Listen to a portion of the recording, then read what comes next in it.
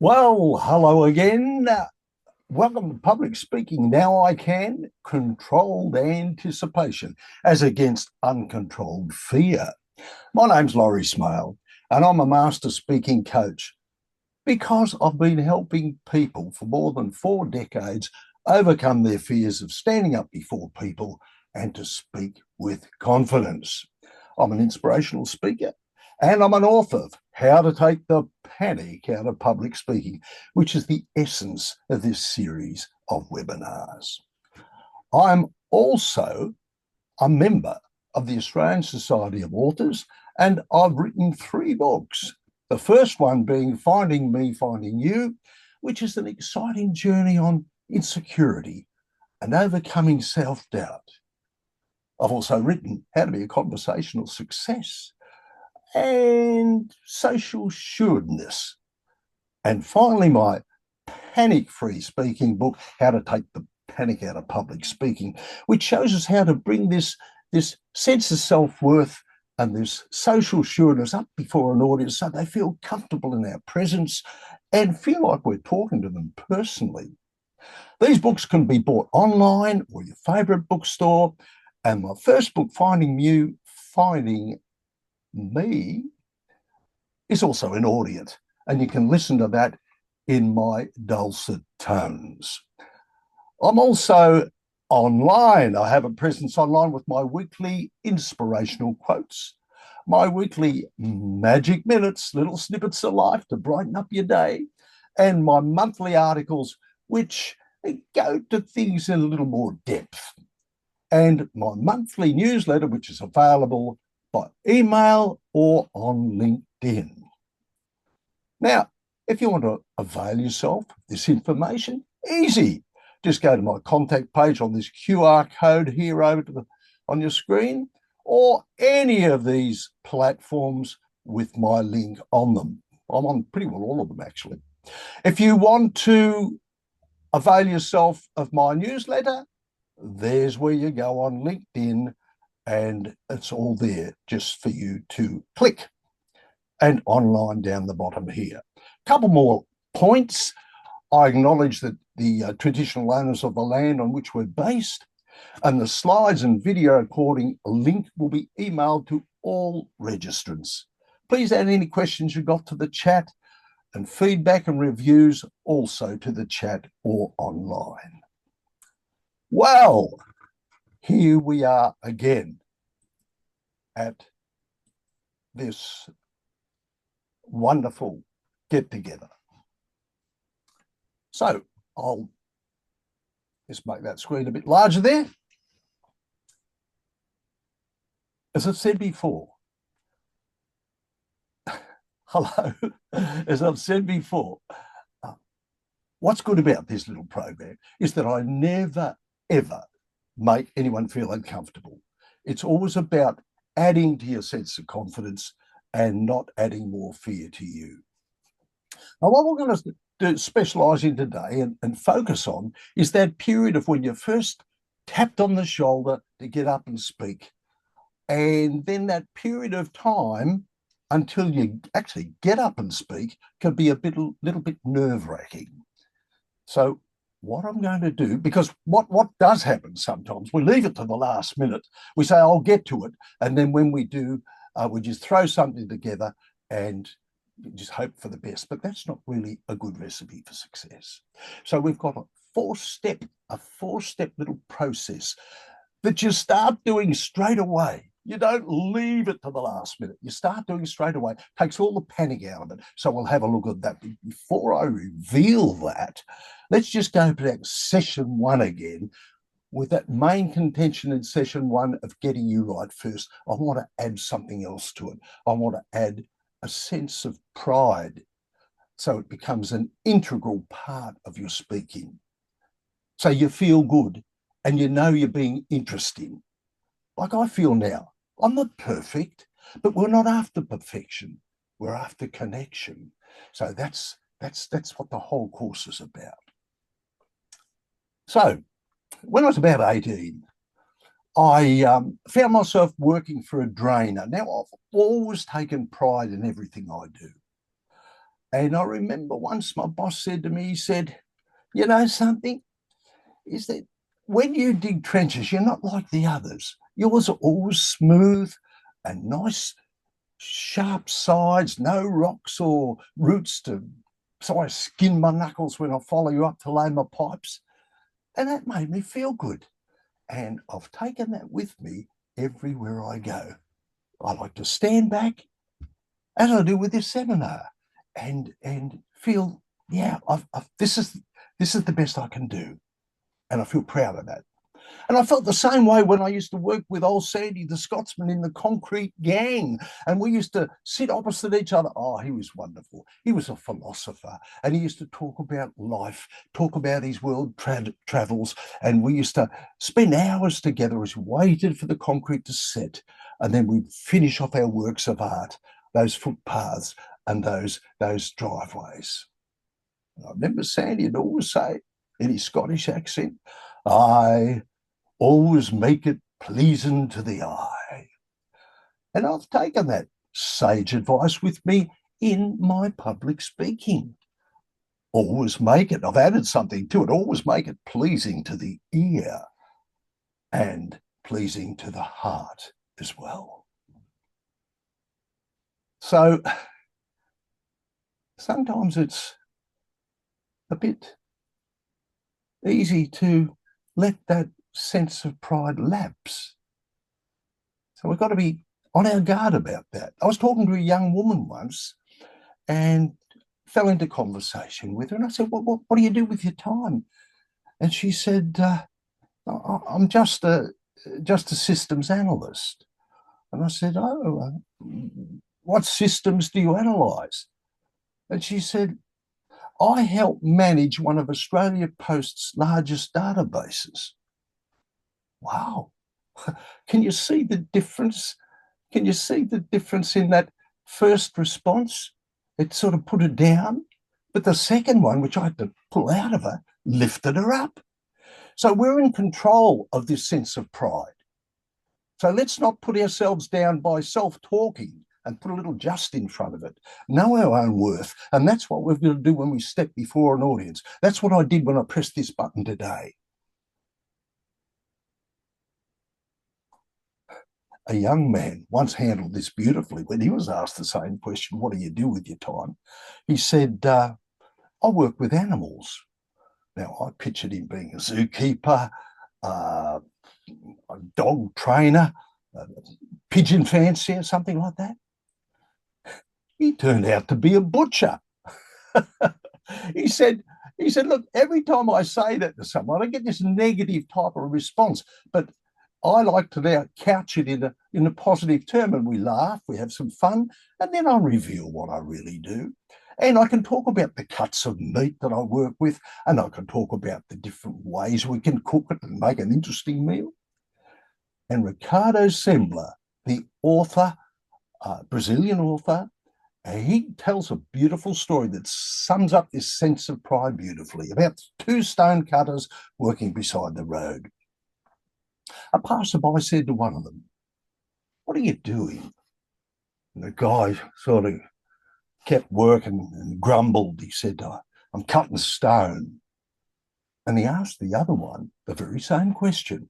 He put his tools down, looked the passerby in the eye, and said, I'm building a cathedral. Wow. So this series of webinars is taking you along the path. So when you step forward in front of people, you do so as a cathedral builder. Because you're not a fake and you're not a fraud and you're on the right track to go where you want to be.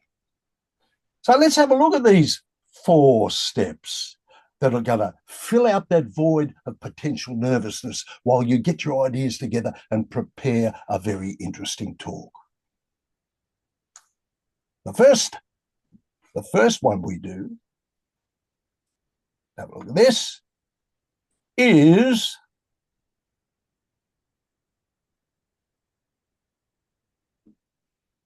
step 1.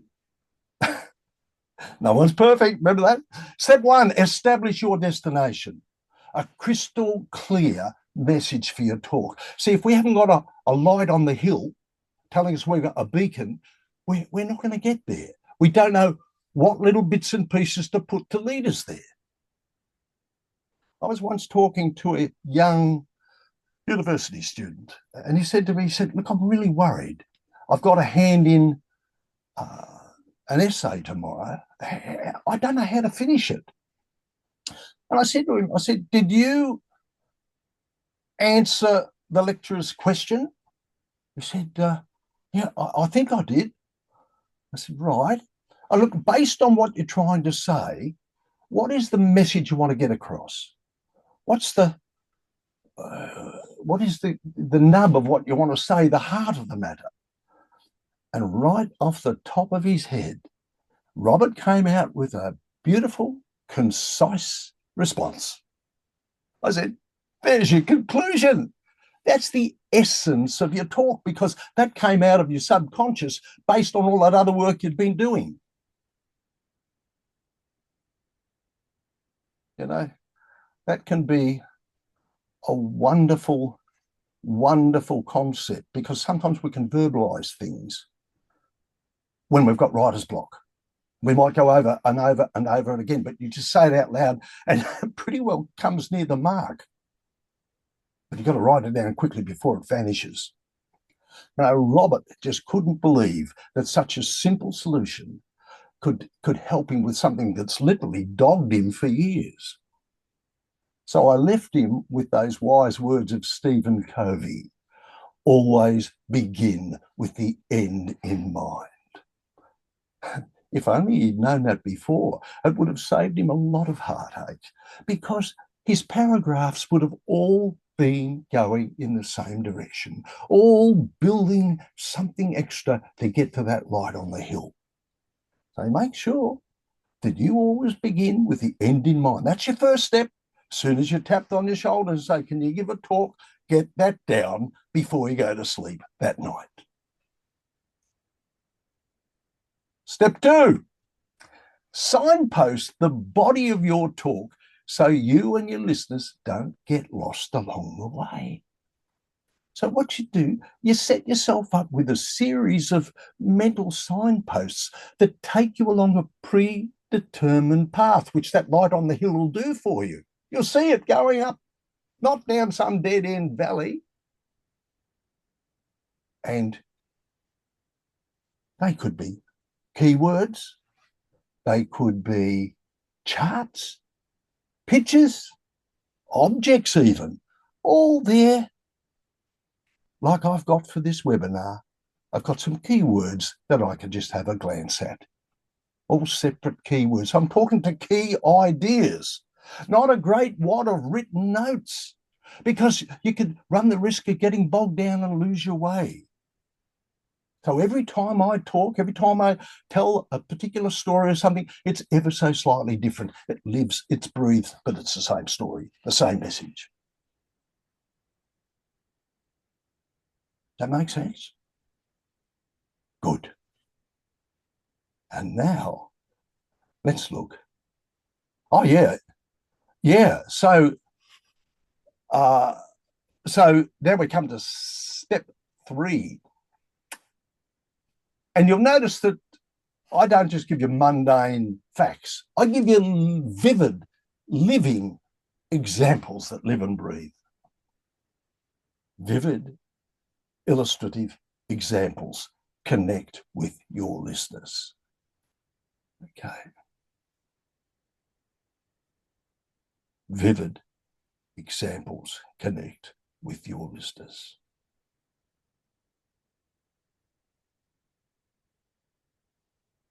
Step 4, keep your concluding comments crisp, clear, and deliberate, and motivate people to think and act. Now, I practice what I preach. Can you remember the stories that I've told you of me digging those trenches, Can you see that young 18-year-old and the boss telling me, hey, they're great. I'm not going to skim my knuckles on yours because you don't dig them like the others. Can you remember seeing Sandy the Scotsman troweling those concrete driveways with me? Well, I listened to his stories. What about the young butcher fending off those negative things because he told a white lie, revealed his real occupation? Well, it's those talking to those key ideas, the key ideas that matter. Look, there was one lady in one of my seminars. I'll get back to the motivating the people to think and act, but that she just couldn't get her head around talking to key ideas. She had to write everything down until I discovered that she was an avid collector of old bottles. So in one of my workshops, I got her to I put them in 6 bottles in this carton box, so they're out of sight. And I said, now I want you to pick one out at random and let its story come to you, because I know you know their story, that you cherish those bottles. Relive the story, tell us its story, and make a point with it. So that's what she did. She put her hand in the box, pulled out, she had a look, she said, oh, she said, this is interesting. She said, this is an ink bottle discarded by a miner in the early goldfields of Victoria, about 1850s or thereabouts. And then she got us to imagine this lonely individual in his tent, dipping his pen in the candlelight, drafty tent, cold, but writing a letter to his loved ones far away, and then closed the letter up, got it ready for posting, and then that empty bottle was simply thrown out onto the diggings for us to discover many years later and tell its story. Now Kathy gets it. So make your points in your talk a little row of Kathy's bottles, each with its own story, each leading us along a predetermined path. And when you get there, then you conclude with these crisp, clear, deliberate comments. So it's all packaged together. People will think and people will act. Let's look at those steps again. Step 1, establish your destination, a crystal clear message for your talk. Step 2, signpost the body of your talk. Think of Kathy's bottles, so you and your listeners don't get lost along the way. Step 3, use vivid illustrative examples. Sandy, me and the concrete. So people do not forget readily. List of bullet points. Yeah, good for factual things, but they don't stick in your mind. They don't live and breathe. Step 4, keep your concluding comments crisp, clear, and deliberate, and motivate people to think and act. In preparation for next month's webinar, I want you to read some pages of this book. You might be thinking, not the book again. This is not a book. It is not a staid, boring public speaking textbook. It is a package. It's a paradigm shift. I wrote it. It changes your belief system from you saying it's all too hard and I can't to I now can. That book does that by itself. I used to be like that and say, I can't. But now I can, and now I do. I'm going to help you do the same. So pages 37 to 69, read them, put yourself in them, go out there, have the courage to do things, even with little groups in a conversational setting. It's still public speaking.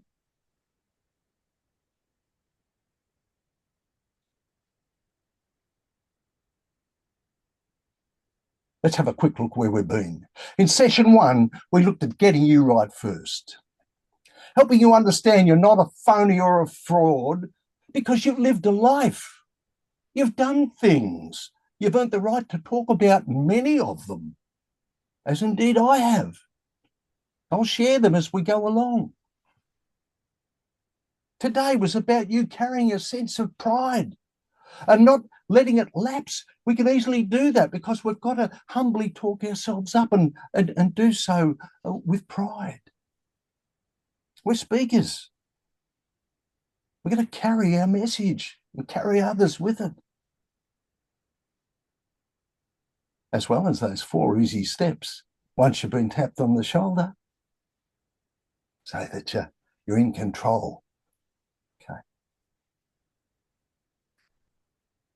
In session 3, we're going to show you how to confidently take this one step further, deliver your talks in an interesting way so people sit up and listen. And we're going to do this by showing you the magic of being you. Now, we've all been told to be yourself. Easy said, but it's not easy to do if you don't know how. There's so much mental clutter. There's so many stereotypes of public speaking to do this, that, and the other. I peel away all the mystery and show you how to be that warm, friendly person you are with your family and friends. That's what people want. That's what you're getting from me. This is what you'd get if you were sitting down with me over coffee. It's very liberating. I'm going to take you there. You just have the courage to keep coming. First Thursday. Actually, yeah, it's Thursday. First Thursday in every month. You can book for my webinars here. There it is. Or the link here as well. So, thank you very much. I'm so thrilled that you've joined me tonight. And if you get something out of my webinars, of which I've put hours and hours of work, indeed years, I'll be absolutely thrilled because I've been there and now I'm in a different place and I just get great joy out of speaking before groups. Not trying to be the world's greatest speaker, but indeed being an interesting person and knowing my audiences are with me. I want to take you there and show you these secrets. You can follow me online on the chat, and which I'll be looking at shortly. You can write me a review, Google, Facebook, or online. Now, don't freak out about that. I would say you're ready for that after session 4, because after session 4, I've got you right. And we put cream on the cake after that. After session 4, here's a little formula. It'll be something like this. How were things then? That is before the Laurie Smale experience. How are things now? What it means to you. 3 or 4 sentences. That's not hard. But wait until the end of session 4 when you say, yeah, I got it. You can follow me with the QR code here, right to my contact page. Now, let's let's have a look at the see if there's anything on chat. Oh, yes, there is. Let's have a look. Excuse me, folks. I'll just have a sip of water.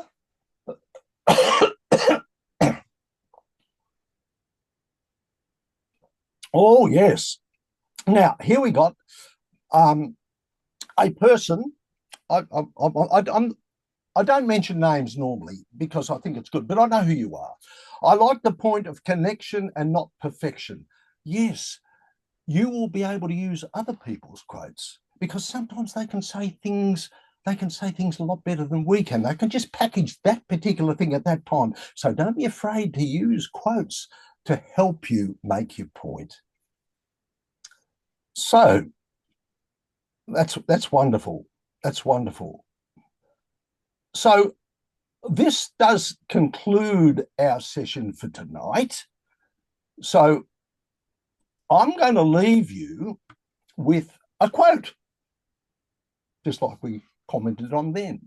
And when I saw these words, I could not believe it. They were written by Elizabeth Seton. They were written in the late 1690s. And they still ring true. They're timeless. And I couldn't believe that someone could encapsulate just about everything I believe in 2 sentences. Here's what she said. She said, when so rich a harvest is before us, why do we not gather it? All is in our hands if we will but use it. Wow. So hang in there with me, and I'll surely take you as we travel along to these next 8 sessions to where you want to be. I'm Laurie Smale. To our next mind-opening session 3, the magic of being you. Till then.